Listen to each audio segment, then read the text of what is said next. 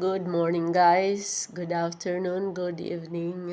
For today's video, maglilipat tayo ng wandering juice sa water.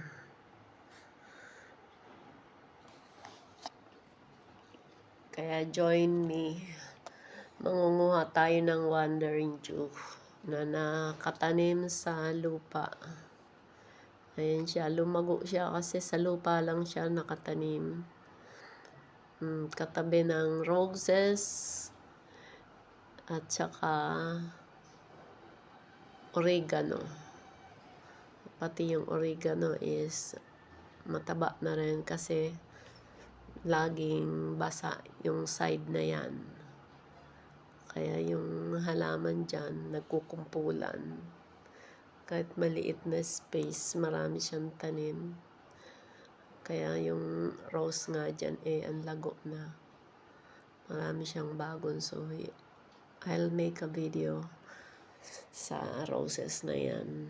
Kasi maraming suhi siya pagka naglabasan na yung mga bulaklak. For the meantime, dito muna tayo sa wandering Jew. Ayan.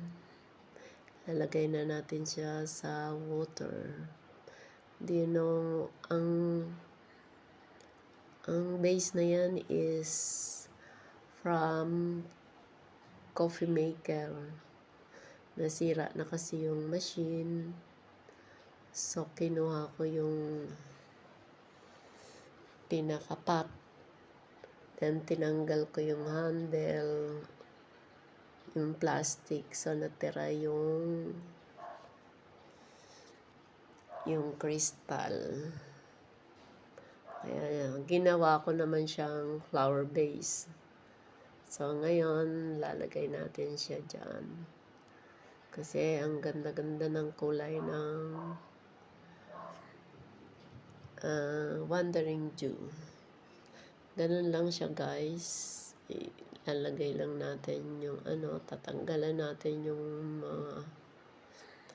unnecessary na mga roots para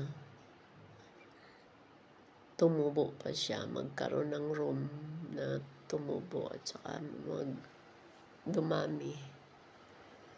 Kaya ayan, nakalagay na natin sa bote.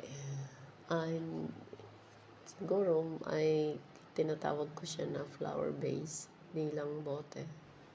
Kasi pag natakpan na yung bibig, it looks like flower base na or a pot. Kaya yan, ganda na siya. So I hope you enjoy watching and